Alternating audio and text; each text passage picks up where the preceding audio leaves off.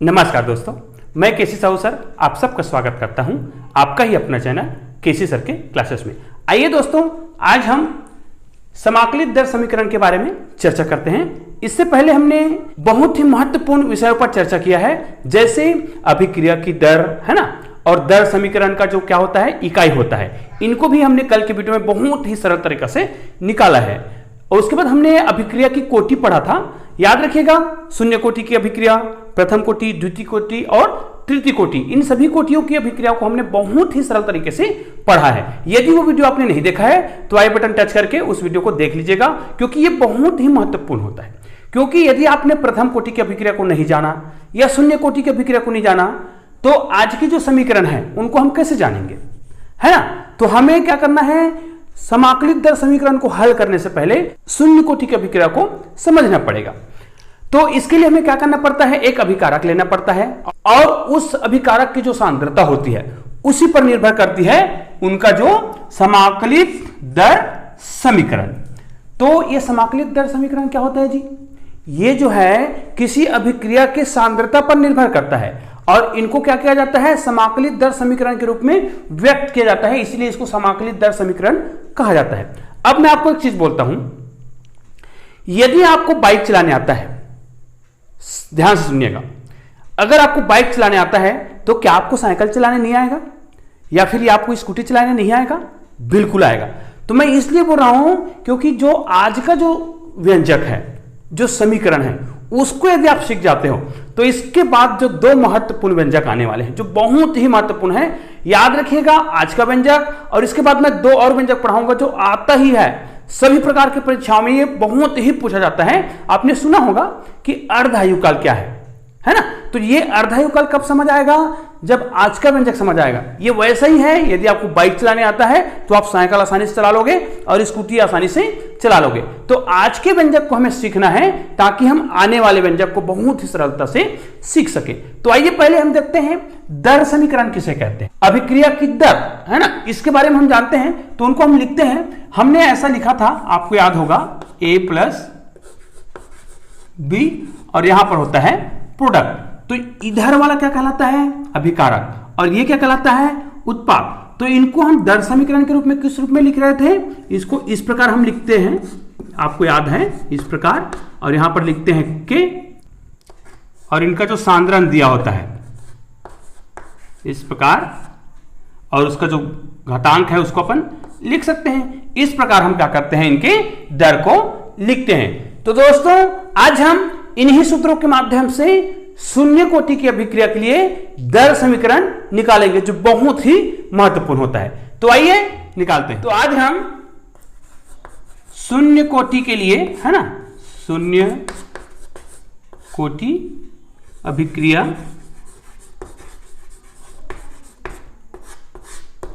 ध्यान दीजिएगा, हम शून्य कोटि अभिक्रिया के लिए समाकलित दर समीकरण का व्यंजक आज निकाल रहे हैं। तो इसके लिए मान लिया जाए हमने एक ऐसा समीकरण माना, और ये P, R क्या होता है जी, ये होता है रिएक्टेंट होता है जिसको हम अभिकारक बोलते हैं, और P क्या होता है, उत्पाद। और हमको ये पता है कि अभिक्रिया की जो कोटि होती है वो किस पर निर्भर करता है, केवल अभिकारक की सांद्रण पर निर्भर करता है ना। तो इसका जो दर समीकरण होता है उसको हम किस रूप में लिखते हैं, ये तो आपको पता है, ये ऋणात्मक लेते हैं हम। क्यों ऋणात्मक लेते हैं तो आपको पता है, बटे डी टी, और ये हो जाएगा बराबर, यहां पे क्या लेते हैं अपन, के, और यदि ये शून्य कोटि की अभिक्रिया है तो इसका घात कितना मानते हैं, शून्य मानते हैं ना। याद रखिएगा, यहां पर मैं हमेशा बताता हूं, ये जो ऋणात्मक चिन्ह होता है वो अभिक्रिया की दर क्या होता है, अभिकारक में उनकी सांद्रता क्या होती है, में कमी होती है, इसलिए यहां पर क्या लिखा जाता है, माइनस लिखा जाता है। तो ध्यान दीजिएगा, बहुत सावधानी से आपको समझ आएगा। अब देखिए, हम ये तो जानते हैं कि किसी भी संख्या का घात शून्य हो तो उसका मान कितना होता है, हमेशा एक होता है। तो इनका घात शून्य है तो यहां पर क्या कर देंगे, उसका मान रखेंगे, तो हमको क्या मिल जाएगा, ये हो जाएगा माइनस डी, यहां पर आर बटे डी टी बराबर, यहां पर क्या आ जाएगा, के। अब इसका मान शून्य है, आर का घात शून्य है, मतलब एक होगा, तो इस प्रकार ये आ जाएगा। फिर ये जो डी टी दिख रहा है उसको हम पक्षांतर करके उधर ले जाते हैं, तो हमको इस प्रकार एक समीकरण मिल जाएगा, बराबर के, और ये हो जाएगा डी टी। तो यहां पर ध्यान दीजिएगा, ये जो माइनस चिन्ह है उसको हम उधर ले जाते हैं, तो हमारे पास ये बच जाएगा इस प्रकार, बराबर माइनस के और डी टी। इस प्रकार इस समीकरण का हमको क्या करना पड़ेगा, समाकलन करना पड़ेगा। ठीक है, तो यहां पर लिख देते हम दोनों पक्षों का समाकलन करने पर। अब हमें दोनों पक्षों का समाकलन करना है, तो समाकलन का चिन्ह क्या होता है तो पता है आपको। समाकलन का चिन्ह इस प्रकार होता है और ये हो जाएगा बराबर, ये माइनस तो है ही, यहां पर समाकलन हो जाएगा के और डी टी। अब आप ये तो जानते हैं जो भी कांस्टेंट वैल्यू होता है इनको कहा जाता है ना, ये क्या है, के जो है दर स्थिरांक, स्थिरांक मतलब स्थिर मान वाले, और हमको पता है जो कांस्टेंट वैल्यू होता है उनका समाकलन नहीं होता है। तो इसको हम क्या लिख सकते हैं, ये इस प्रकार हो जाएगा बराबर, ये जो के है क्या हो जाएगा, कॉमन निकल जाएगा क्योंकि उनका समाकलन नहीं होता है, और ये हो जाएगा dt। अब ध्यान दीजिए, हम ये चीज जानते हैं कि जब हम समाकलन करते हैं तो बहुत सावधानी से ये देखिए, समाकलन का जो फार्मूला होता है मैं आपको लिखवा देता हूं। यहां पर समाकलन का जो फार्मूला होता है, बहुत महत्वपूर्ण फार्मूला होता है, ये होता है dx बराबर, ठीक है, अर्थात जब हम किसी चीज का समाकलन करते हैं, याद रखें जिसके सापेक्ष हम समाकलन करते हैं, जैसे हम x के सापेक्ष कर रहे हैं और यहां पर और कुछ भी ना हो, केवल dx है, तो आंसर x आता है। अब इसी में आ जाओ, यहां पर r है, dr है, देखो समाकलन तो हो रहा है लेकिन r के सापेक्ष हो रहा है, मतलब dr। तो जब dx के सापेक्ष करते हैं तो केवल x आता है, तो वैसे ही यहां पर dr के सापेक्ष करें तो केवल r आएगा। अब यहां पर देखो dx है तो x आ रहा है, तो यहां पर dt है ना, समाकलन हो रहा है लेकिन t के सापेक्ष हो रहा है, तो यहां पर क्या आएगा, केवल t आएगा।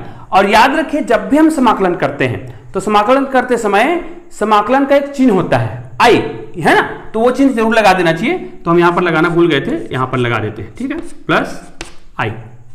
ठीक है, अब क्या करेंगे, तो समाकलन करते हैं तो हमारा ये वैल्यू है वो कितना आ जाएगा, यहां पर तो r आएगा, अब बराबर यहां पर क्या आएगा, माइनस के तो है ही। अब यहां पर कितना आ जाएगा, मैंने बताया ना ये समाकलन चिन्ह का प्रयोग कर रहे हैं, dt है तो केवल t आएगा, जैसे dx है तो x आता है, तो dt है तो t आएगा, और यहां पर प्लस i। अब इसको हम समीकरण नंबर 1 मान लेते हैं। ठीक है, जहां ये i है वो क्या है, समाकलन दर स्थिरांक कहलाता है ना। i को आप लिख लीजिएगा, जहां i जो है ये क्या कहलाएगा, समाकलन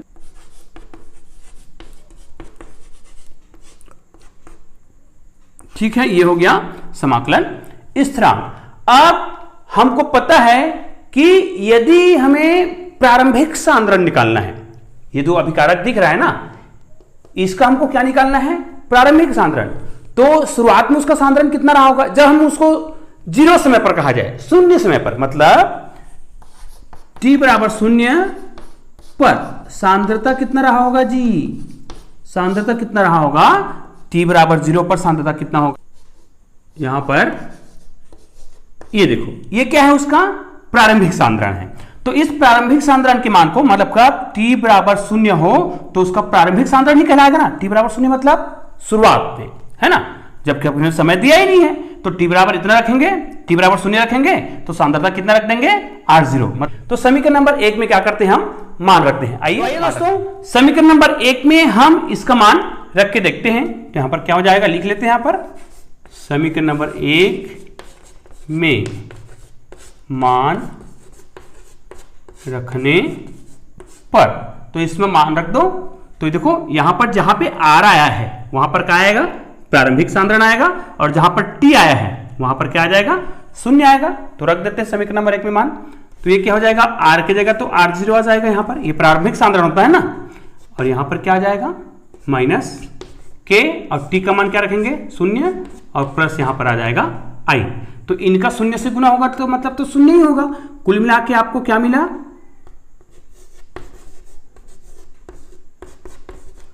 i।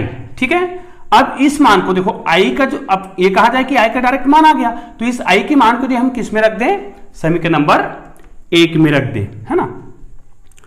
अतः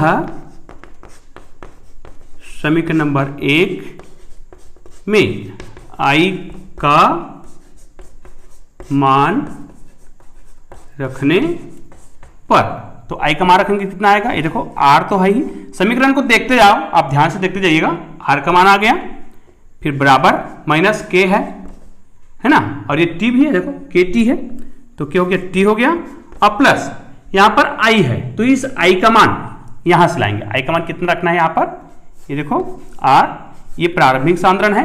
अब क्या करते हैं, यहां से देखिए इनको हम क्या कर सकते हैं, यहां पे पक्षांतर कर सकते हैं, या फिर ध्यान दीजिए इसको हम बोल देते हैं समीकरण नंबर 2।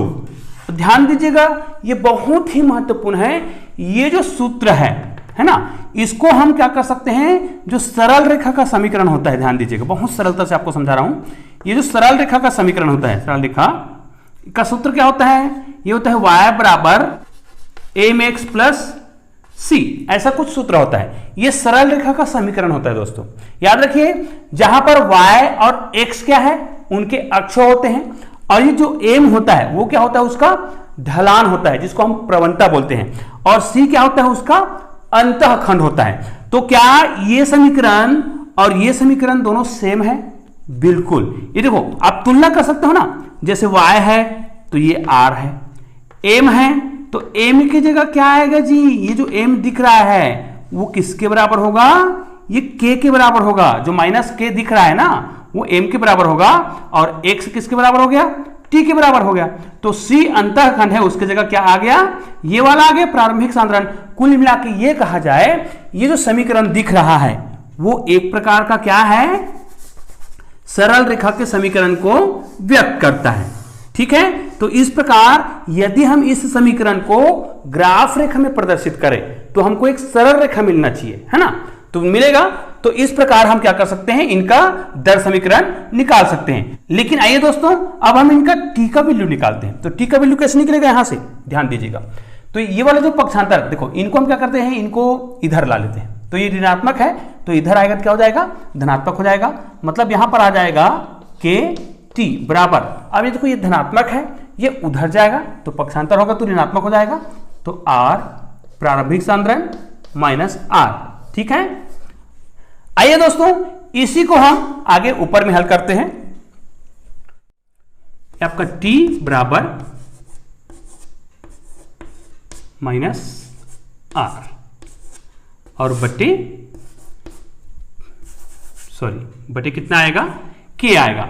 ये जो समीकरण है ना, ये क्या कहलाता है, यही समीकरण जो है समाकलित दर समीकरण कहलाता है। मुख्य समीकरण ये है जिसको हम क्या कर सकते हैं, एक सरल रेखा के समीकरण से तुलना कर सकते हैं। तो इस प्रकार हमारा किसके लिए, शून्य कोटि की अभिक्रिया के लिए समाकलित दर समीकरण निकल गया है। आइए अब इसके बीच हम एक बहुत छोटा सा ग्राफ खींचते हैं जो बहुत ही महत्वपूर्ण होता है। ग्राफ किसके बीच खींचेंगे, मैंने अभी आपको बताया था।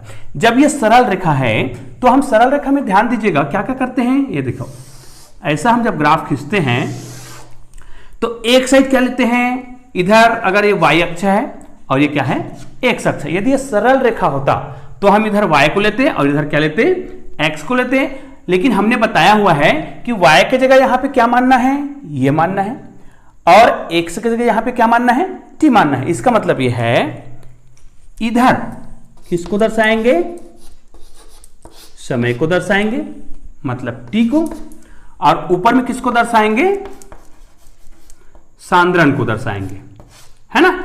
अब ये तो समझ आ गया है कि समय के साथ अभिकारक के सांद्रण में क्या होता है जी, कमी होती है। बहुत सावधानी से देखिएगा कि अभिकारक के सांद्रण में कमी होती है। अब हमको पता है कि समय इधर जा रहे हैं तो क्या हो रहा है, समय बढ़ रहा है, और ऊपर की ओर जा रहे हैं तब क्या हो रहा है, सांद्रता में वृद्धि हो रही है। लेकिन हम जानते हैं कि समय के साथ अभिकारक के सांद्रण में क्या होता है, कमी होती है। इसका मतलब यह है कि अभिकारक को हमें यहां पे लेना पड़ेगा, क्योंकि यहां से लेंगे वो तो बढ़ता हो जाएगा। हमको क्या करना है, ऊपर में लेंगे यहां पर अभिकारक को, तो यहां से जब हम ग्राफ खींचेंगे तो एक सरल रेखा मिलना चाहिए, क्योंकि यहां पे कहा गया है जैसे इसमें अंतःखंड C है उसी प्रकार इसमें भी कोई अंतःखंड है, ठीक है। तो इसको हम सरल रेखा खींचते हैं, एक सीधा सरल रेखा प्राप्त होता है एक निश्चित दूरी तक, है ना। इस लाइन को पूरा नीचे नहीं करना है क्योंकि एक निश्चित सीमा तक उसके सांद्रण में क्या होता है, परिवर्तन होता है। तो इस प्रकार हम क्या कर सकते हैं, इसके सांद्रण में, अब देखो ये देखो यहां पर क्या लिखा हुआ है, समय के साथ उसके सांद्रण में क्या हो रहा है जी, कमी हो रही है। और कैसे, एक निश्चित समय के बाद ये क्या होगा, फिक्स होगा, और दूसरा ये एक निश्चित सरल रेखा ही प्राप्त होगा जिसका ढलान क्या होगा, ढलान जिसको हम क्या बोलते हैं, प्रवणता भी बोलते हैं, है ना, जिसको m से भी दर्शाते हैं या फिर tan थीटा से दर्शाते हैं। अब यहां पे tan का मान कितना दिया हुआ है, फिर यही क्या है, -k है। ये जो प्रवणता है ना, जिनका क्या हो, इनको हम इनको ढाल भी बोलते हैं इनका, तो ये इसका क्या कहलाया, एक प्रकार का सरल रेखा का समीकरण आपको प्राप्त हुआ है, जहां पर ये समय को दर्शाता है और ये क्या कहलाता है, उसके सांद्रता को व्यक्त करता है। तो इस प्रकार आप समाकलन दर समीकरण किसके लिए निकाल लिए, शून्य कोटि की अभिक्रिया के निकाल लिए। इसी प्रकार सेम हम प्रथम कोटि की अभिक्रिया के लिए भी दर समीकरण निकाल सकते हैं। और ध्यान दीजिए दोस्तों, यदि यह समीकरण आपको याद है तो आपको ध्यान दीजिएगा, यदि यह समीकरण हमको याद है तो इसी के माध्यम से हम क्या निकाल सकते हैं, अर्धायुकाल निकाल सकते हैं। तो इन सूत्रों को याद कर लीजिएगा जो बहुत ही महत्वपूर्ण है। दोस्तों एक बात विशेष रूप से ध्यान रखिएगा, कई बार क्या होता है, यहां पर जो t है उसको यहां ले आते हैं और यहां पर जो k है उसको यहां पे लाते हैं। इनसे कोई दिक्कत नहीं होगा, हमको जिसका मान निकालना होगा, क्योंकि जब न्यूमेरिकल क्वेश्चन देता है कई बार क्या देता है, समय निकालना होता है तो हमें दर का मान दिया रहेगा, या फिर दर का मान निकालना है तो समय दिया रहता है, मतलब इनको हम क्या कर सकते हैं, पक्षांतर कर सकते हैं। दोस्तों याद रखिएगा, इस समीकरण को हम इस रूप में भी याद कर सकते हैं।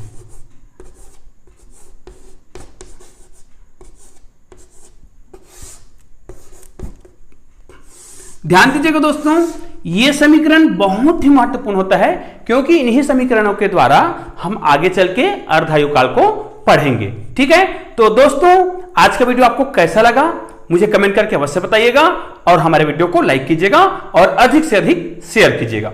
धन्यवाद दोस्तों।